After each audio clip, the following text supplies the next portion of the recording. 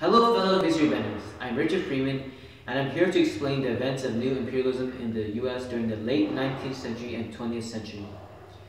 But first, let me tell you a little about imperialism. Imperialism is when a nation takes over another nation, taking their resources and territory. The actions that take place impacted the US by proving the US was once again an economic powerhouse, flexing their industrial diplomatic might against other foreign powers. This will be all in context of the last airbender.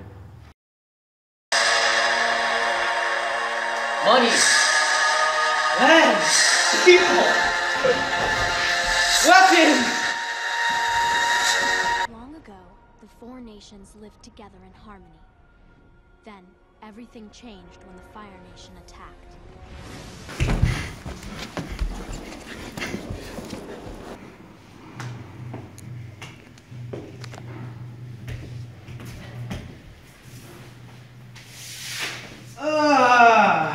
I've come back from my time alone in my own industrial age.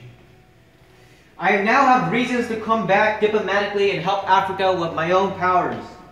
My own mighty missions, my peaceful politicians, my noble navy, and my popular press. My elements will help you out. Please, we need your assistance. All of these European nations are ravaging our natural resources like savages. Yes, I will help you back against your European nations, but you need to give me back some resources so I can help out my own industries. But then, we will have a promise. Yes, we accept. We'll do anything for assistance. Okay, we have a deal. Okay. The US continued their ways of imperialism and acting like they were assisting weaker nations in humanitarian actions to parts of Asia and the Pacific Ocean. But in actuality, they were exploiting the foreign nations for their wealth and adding to their own economic prowess. The US used the land vendors, or religious people who use land to spread religion to other countries through missionaries. One prosperous land vendor was Reverend Joseph Strong. I believe that we, the Protestant Americans, have a religious duty to colonize other lands in order to spread Christianity and the benefits of a superior civilization to the less fortunate people of the world. How do you feel with this? Yeah, we should spread it to other lands to make their lives more fortunate.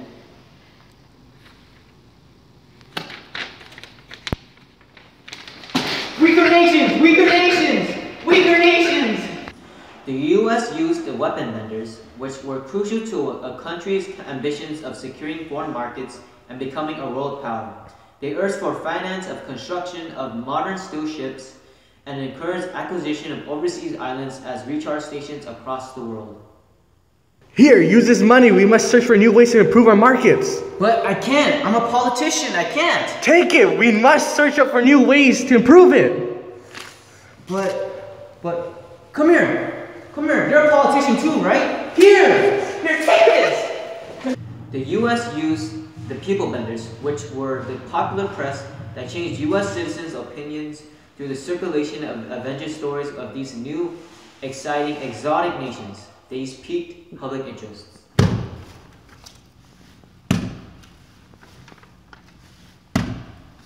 Wow.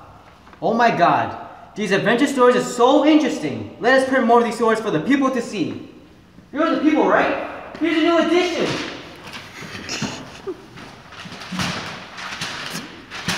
The US used the weapon vendors, which were crucial to a country's ambitions of securing foreign markets and becoming a world power. They urged for finance of construction of modern steel ships and encouraged acquisition of overseas islands as recharge stations across the world. We, the weapon vendors of the US, we need a strong navy. A strong navy will allow us to secure foreign markets and become a real foreign power. Let's do this! Get down! Strong navy! Strong navy! Beginning with the Monroe Doctrine in the 1820s, the United States had taken a special interest in the problems of the Western Hemisphere. Once again, the United States took a dominating role, like in Africa, and protected the southern nations from European dominance. Because of the Monroe Doctrine, we need to protect Latin America from European nations. Our first step would be through the Pan-American Conference. Yes, we will support our southern neighbors. Yes, we appreciate your help. Sorry, Steven, for all the damage he put in. He sacrificed for this topical. No, Steven was hurt in the making of this topical, but this just showed the example that the Americas, they didn't follow through with their plans of being diplomatic with the weaker nations. Their intentions were well, but they didn't follow through, and they ended up just stealing from the other nations and using it for their own economic prowess.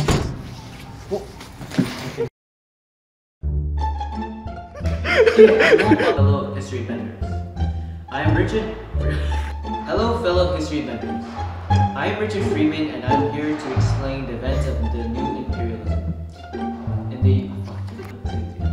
Hello, fellow history benders. Hello, fellow history benders. I'm Richard Freeman, and I'm fellow history benders. I'm Richard Freeman, and I'm here to explain the events and the new imperialism. Hello, fellow history benders. I'm Richard Freeman, and I'm here to first line. Hey, the first line.